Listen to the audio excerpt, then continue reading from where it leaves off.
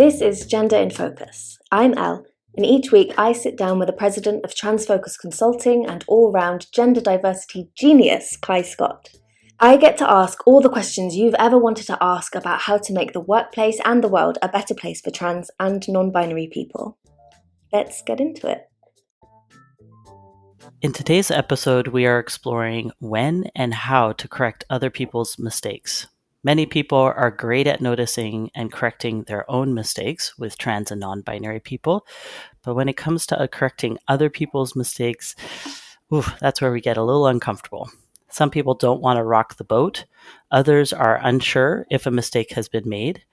And then there's the concern about who am I to tell someone what to do or say. Some people are worried about coming across as superior or know-it-alls, especially at work. I get all of these concerns and share them as I'm an ally on other equity issues.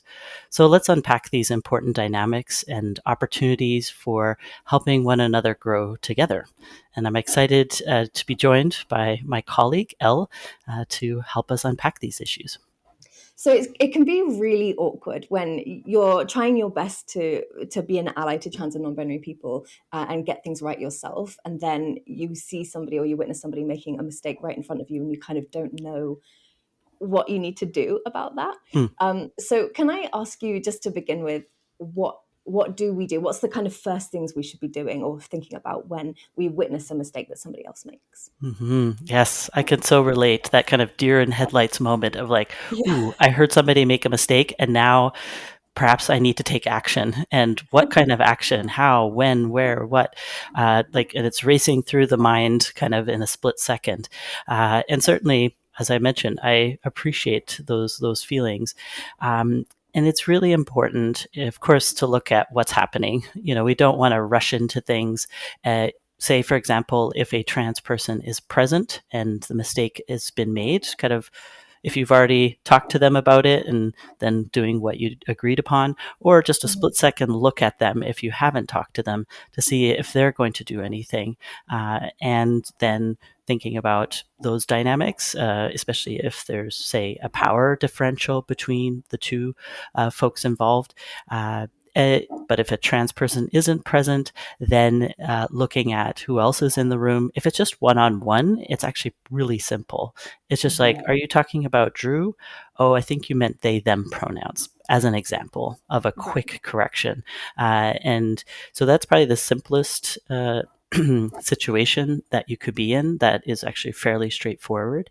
If it's within a group with the trans person, I would look at it more carefully. And if you see, for example, the trans person is nervous or hesitating, then kind of respecting that maybe this is not the greatest moment to be introducing it. Or if a meeting is really heated and, we're struggling on another topic and inserting a correction is just going to add more fuel to the fire that already exists, right? So you just want to be aware of what's already happening before jumping in and correcting other people. If it's not the right moment, there's always the ability to loop back to folks to say, hey, in an hour, a day later, to say, hey, yesterday you might not have noticed, but, you misnamed so-and-so. And so I just thought I'd let you know. And then you can also offer to practice with that person if they seem to be struggling. So it's not coming from a blaming or shaming perspective. It's more just a supportive aid to that person. Can you go into a bit, you have just talked about it, but can you go into it a bit more about addressing the mistakes when they're in front of somebody, like in front of a group, as opposed to in private, and like how you can, what the differences are in terms of how you need to address that? Yes, that's a really important thing because certainly within a group, people can be can receive that information in a way that they're very self-conscious by the mistake that they've made, and can kind of further kind of shut them down. But there are ways that you can do that. Depends on the rapport you have with that person. If you're really close, then you interjecting to just correct them very quickly and simply, probably doesn't even register as anything. It's like, oh my gosh, thank you. I really appreciate that correction. In ways to do it is just to say, oh, excuse me, just really quickly, I wanted to jump in. I heard you say this, but it's actually this, right? And so Mhm. just making that correction, because most often people don't realize what they're saying because we're talking so quickly that, Yeah. and on a topic, on another topic, and people are just really focused on that topic rather than what they've just said about another person. So you're Mhm. another set of ears, or eyes in that case, to reflect back to them what they've said to allow them for that growth in their way of speaking about that person. Mhm. So it is very helpful to do that. A quick, excuse me, very cordially and supportively to interrupt. Uh, but I would say that if you haven't, especially if a trans person is there and you haven't talked about it, to say, hey, had a sidebar conversation with the trans person to say, hey, if anybody misgenders you in a group setting, um, I'm happy to jump in to help out, or how would you like to handle the situation? You want to have Mhm. that kind of prearranged game plan, if you will, to know what to do in that case, because Mhm. otherwise you might be kind of stepping on their toes, because they may want to handle it in a very different way from how you imagine it. So you just want to get Mhm. on the same page before that happens. So that's why there's a few different variables to correcting other folks with or without the trans person, in a group or one on one. Mhm. I think we've all probably been in situations, whether it's ourselves or with people we are with, where defensiveness is the first kind of Mhm. reaction to a correction or something similar. How would you go about reducing the risk? I mean, you can never know 100% that how someone's going to react, but if you were to try and reach that person in a way that reduces defensiveness, how would you go about that, or how would you suggest to go about that? Mhm. Yeah, it's yeah, defensiveness is an issue. There are folks for whom it can even be very mild, where people want Hmm. to explain why they did something, Yeah. to kind of cover over or uh, smooth it over for themselves. Hmm. They want to kind of plot how did this happen, and then verbalize that to other folks. And so, and then there are also folks that could be on the more extreme side of defensiveness, like, this is all made up. I don't need to do this. So you could have quite a range there of people reacting to being corrected. And in order to reduce it, I typically come as a fellow learner. So I Hmm. don't position myself as like knowing everything, and just like either referencing a course that you took, or saying, I made this mistake just last week, right? Or just something where you're able to connect with that person to show that you're in it together, rather Hmm. than you're, kind of admonishing them for having misstepped. It's more that, no, I'm so glad that others have noticed and told me, and now I'm Hmm. giving that to you as well, because we actually need to approach it in terms of a team, rather than handling it on our own and hoping that we'll move forward. Which, of course, you can move forward on your own; doesn't require people, but certainly it is much easier if we're all paying attention to ourselves first, Hmm. and then to others, to help them out as well.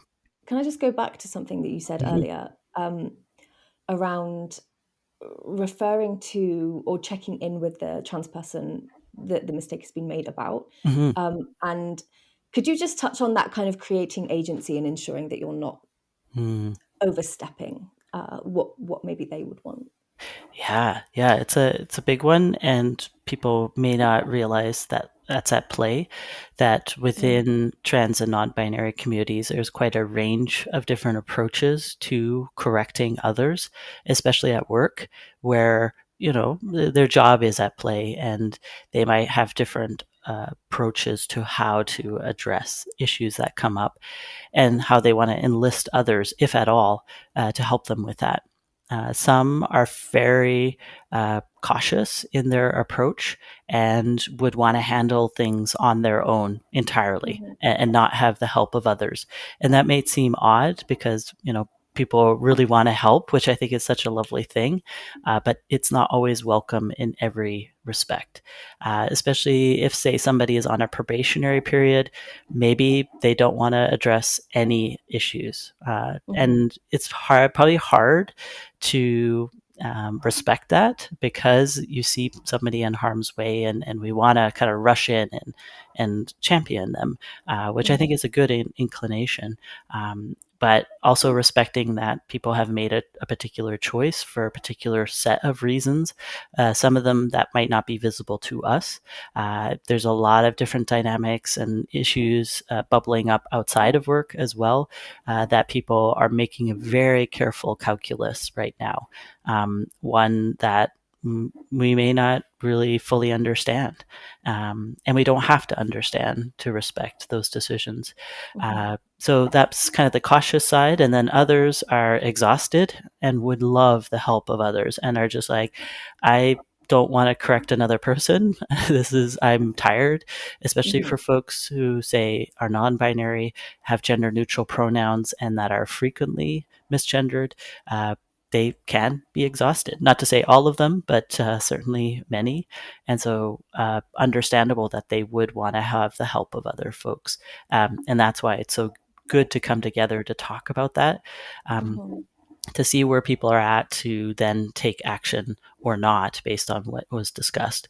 Or maybe there's a particular signal that you send each other when you're supposed to help, and then other times when the trans or non-binary person wants to handle it themselves. So, but you're right, that agency piece is really important because often things are done to trans people, particularly in this day and age, a lot of harmful stuff, Mhm. so that can sometimes show up even in people wanting to help, can overstep and kind of get into some self determination that should lie with the trans person. So it just Mhm. takes a few extra steps. It's actually not that much extra work to determine, where somebody is at and how you could be involved in helping them if they want that. I think that's so it's such a it kind of goes against what we think to do. Often people really feel the need to leap in immediately, but Mhm. actually that could be the least kind thing you Yeah, can do, yeah, yeah. and the least supportive thing you can do. So I think that's a really interesting point. Well, and also trans people, it might not land for them, but trans people have been through a lot and Mhm. know how to. There's a bit of a sometimes a chess game, and they've played out some of these steps, and it may backfire for the other person involved as well. So, Mhm. and that most of that cost is then borne by the trans person. So not only do they not have the agency, but they also experience the backlash. So Right. it's really quite complex, and so that's why it's really important to honor whatever calculus a trans person has plotted through. Mhm. That makes sense. Can I ask you, a lot of like what we've been talking about at the moment has just been about accidental Mm, mistakes, but mhm, what does that look like if the mistake is a deliberate mm. choice by someone? Ooh, yeah. Intentional mistakes versus accidental that people didn't intend to make, but did Mhm. by virtue of maybe not as much practice or it being relatively new for somebody.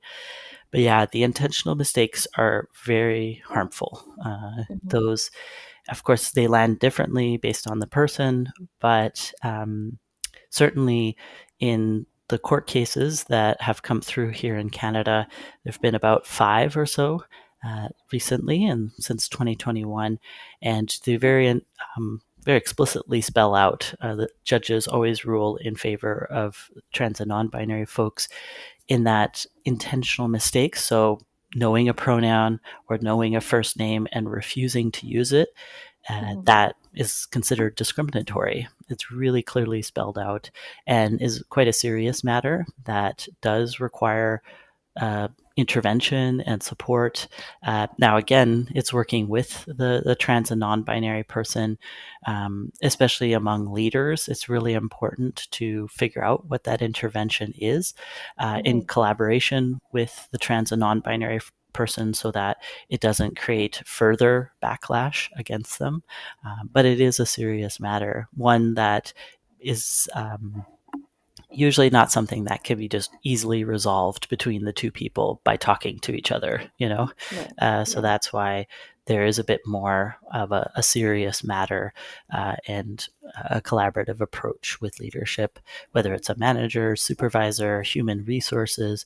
And so if that is something that a trans and non-binary person is experiencing, it is important to let others know in the organization and maybe even show some of the case law to help them understand, if they don't already, that this is a serious matter. um, and then also for the leaders to know that they need to be able to have those conversations once they've talked to the trans and non-binary person, then to talk to the person. And there are alternatives. That's the thing. It's not like a binary of not using pronouns and using pronouns, right? Mm-hmm. There are ways that if for whatever the reasons are for refusing, people can use, instead of a pronoun, can use somebody's first name only, rather than shortcutting to a pronoun, right? So it's not. There are many different options that can be offered to somebody Mm-hmm. who is in that position of refusing, as a way to make the workplace a better place. Mm-hmm. You mentioned a bit earlier about somebody, maybe in a probationary period or having an issue with a sort of power dynamic. How do we correct leaders in Mm-hmm. an organization? Like, because it takes a little bit more thought around that rather than just sort of peer to peer. Mm-hmm. So could you go into that? Yes, absolutely. So, if thinking about it from the perspective of the trans person that, or even an ally who is going to maybe, you've talked to the trans person and they've agreed that they want your help as an ally to correct leaders. So, Mm-hmm. in the moment that it's happening, I find that leaders, depending on, of course, who they are, may not be ready to hear corrections. And so I find the after the fact looping back to the leader and just saying, you may not have noticed, right? So it's not kind Mm-hmm. of saying that you did this with any harm or malice. It's just might not be on your radar, but this is happening either quite a bit, or if you can speak to the frequency, that can help them too. So it's providing feedback to them. Now, I can appreciate as an ally if you're not at the level of that leader, or if we're talking getting into the executive level of an Mm-hmm. organization, if there's a huge hierarchy, like that might feel inaccessible. In which case, I would then advise to connect with a lower level leader to then have them relay that information. Because Right. oftentimes, peer to peer or just a little bit higher up the chain can help with that discussion, and Mm-hmm. perhaps even make it a broader issue than just that individual saying, hey, we say we're an inclusive organization, and yet this is happening, and we want to be motivated to help anybody that comes through the door. We want to be able to retain employees, and make them feel comfortable, welcome, supported, etc. So they may be able to position that from a much broader perspective in a way that lands with that executive or that leader. So that can be valuable if you don't feel safe yourself doing Mm-hmm. that as a perhaps lower level, maybe frontline worker, ally. But taking on that labor, rather than having the trans person need to do that, can actually be a huge piece of allyship, right? I think sometimes people think, well, I'm just, delegating it or handing it off to somebody else, but you've just saved that trans or non binary person extra emotional labor of trying to figure out how to say it, when to say it, what to, like all that Mm-hmm. calculus. So, Yeah. um, so that's a really important piece of allyship, even if you're handing it off to somebody else to do that conversation itself. Mm-hmm. What are your thoughts on the dynamic between intention versus impact when it comes to mistakes, not just correcting other people's mistakes, but also, I suppose, your own mistakes too? Yeah, it's a really interesting one. There's a lot to say on this topic, and perhaps we can have one episode that just explores that. Yeah. I know that some people can say that it's only about impact, right? How it lands for the trans or non-binary person, that should be the only focus. And if it's harmful, then it doesn't matter the intention. It's Hmm. just a bad thing, right? Right. I can appreciate that perspective. I don't share it myself. For a lot of the research that we've done, we've actually heard something a little bit different, that a lot of trans and non-binary folks can get a sense of somebody's intention. If they're trying hard, they're genuinely apologizing and correcting, they're making an effort, they care about the individual, by asking and being a part of their life, etc. So people can tell, Hmm. usually, and of course not everybody. So the intention is actually really important, even if there are quite a few mistakes, especially perhaps in the beginning phases of learning a new name, new pronoun, or perhaps practicing a pronoun that's unfamiliar to somebody, like they, them, or singular use of they, them. So a lot of trans people are looking for good intentions and can manage some of the impacts while people are getting up to speed, um, Hmm. versus somebody who is like, nah, I think you're out to lunch. This is woke, that sort of thing. Like, that's a This is woke. non-starter, right? Yeah. And that actually increases the harm of what's happening. So misgendering looks very different if somebody is like just being like really mean and Hmm. awful, versus somebody really trying and trying to get up to speed as quickly as possible. So I think, of course, it's a blend between the two. There's still an impact, especially if it's quite frequent, and we want to reduce that frequency as quickly as possible. But there is something to be said about a positive intention, and trans and non-binary people being able to either intuitively know that and see that, or hear that from the other person. Now, I will say, when it comes to, and we've talked about this before, but when correcting one's own mistake, it is important not to go on, because sometimes people want to convey their, like, shout their positive intention from the roof, That was my Uh, approach for so long. So yeah, I get that so much. and I get it. I too, on other issues, want people to understand I'm coming from a good place, but Hmm. I think we can rest in our own confidence of knowing our good intentions, and, maybe here and there show them a bit, but we don't have to be cold, but but certainly, not going on is a really important thing, because otherwise, you know, it's a bit overdone and it's too much Hmm. for a trans person to handle, and they don't need to know so explicitly every time a mistake is made that there are good intentions. Even more so, I have some people who meet a trans person for the first time and then will be like, I'm going to make a lot of mistakes, and I hope you know that I'm coming from a good place. Like, you don't have to preempt it either. Hmm. So there's a few things that people do where it's just like, yeah, how about we just proceed and see how it goes, Sure. and people make the effort, a good faith effort, right? So. Hmm. We're obviously looking at this from the perspective of um, trans and non-binary issues, but this is something that everyone can relate to some degree. So if you're trans and non-binary, uh, you'll also experience this for other equity-seeking groups, right? So um, how do you navigate that when you're kind of understanding when to jump in or how to jump in with other issues? Mhm. Yes. So I tend to, I mean, if it's one on one with a person, you know, maybe somebody said something and I'm, whoa, that's different, or way off of what I understand, right? Or I Hmm. know of a community.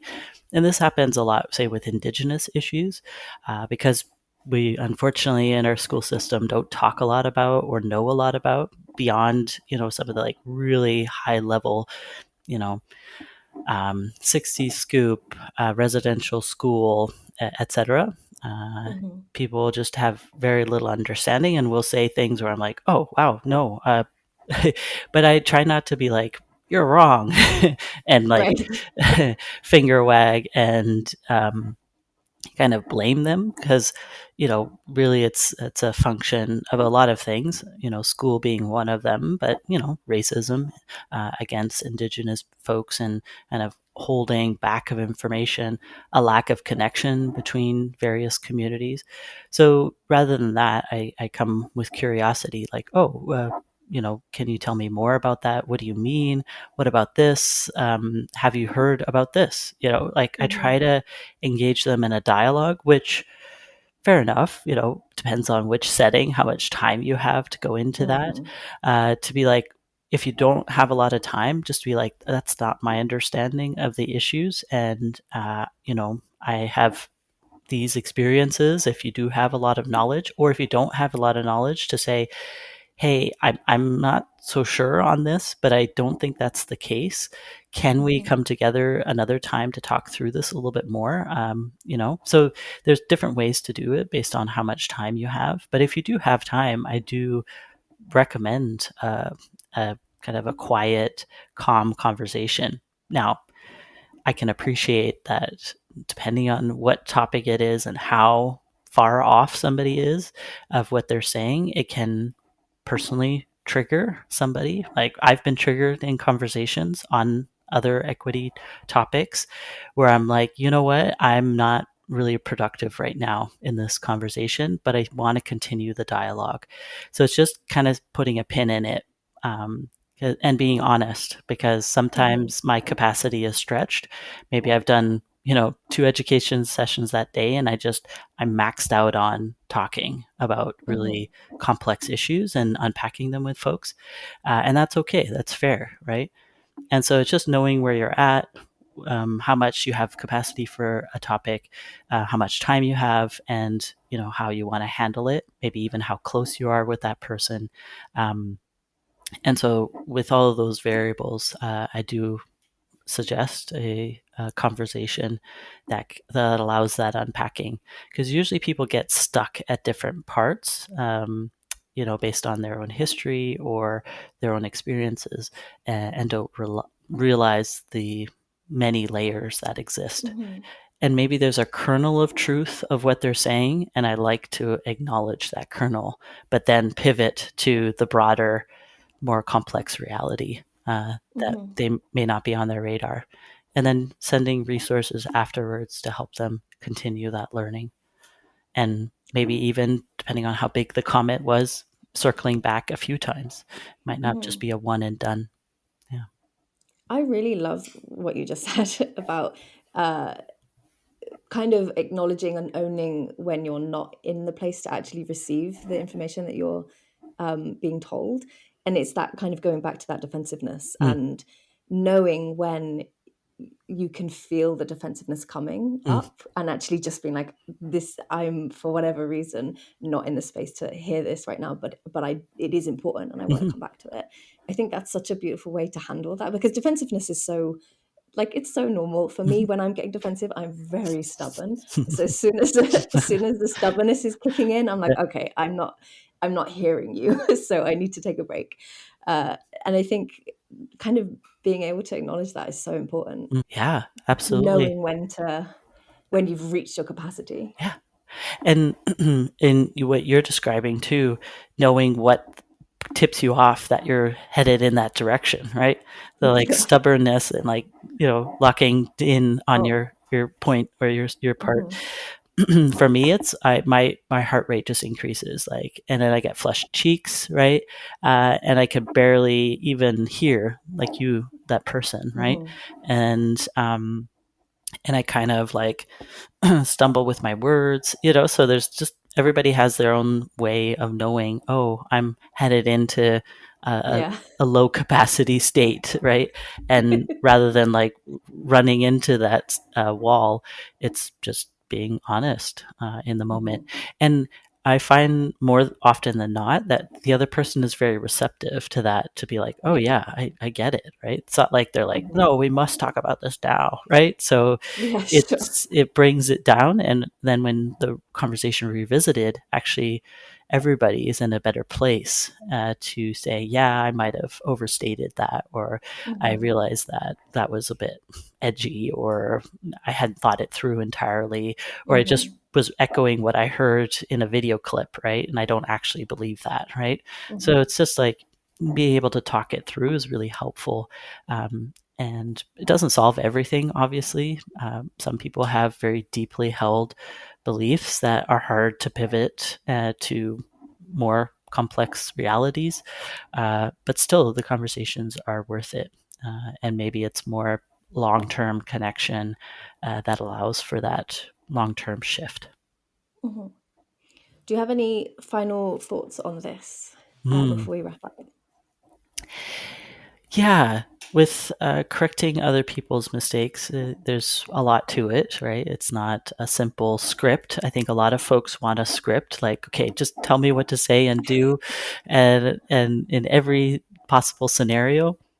It might be like me when I was growing up in Germany. I would try to script out all my phone calls to anticipate what was going to be said, but it's just not possible. We're dynamic human beings. We have very complex histories and understandings, and and yet it's still worth connecting over these things. And rather than thinking of correction as this wagging one's finger or uh, being a know-it-all, it's actually about connection and Mhm. furthering and deepening one's relationship with that person, whether it's a professional relationship, friendship, all the different types of relationships. That helps take off some of that edge, and also allows like a more heart-centered approach to people. And it helps us distinguish between things that we've called calling out versus calling in. Mhm. I don't even think of it as calling so much as just let's talk about it, right?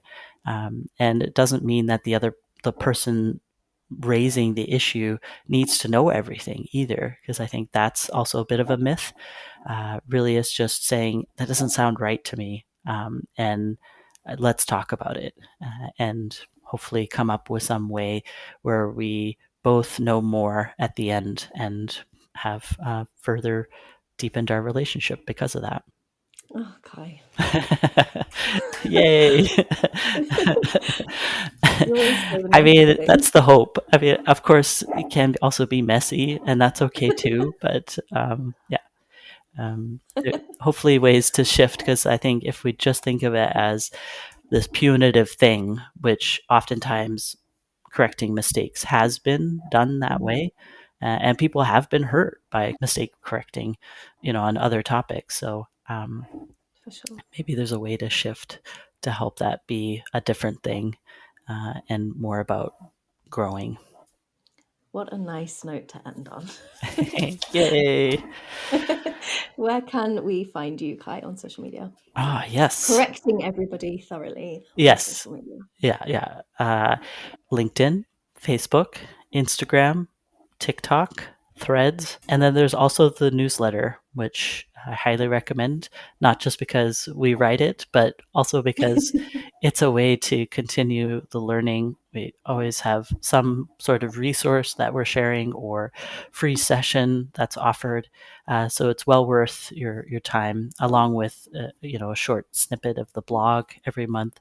So it's well worth your time and energy. And yeah, hope to see you there. I also invite you to look at our new quiz that we have on our website.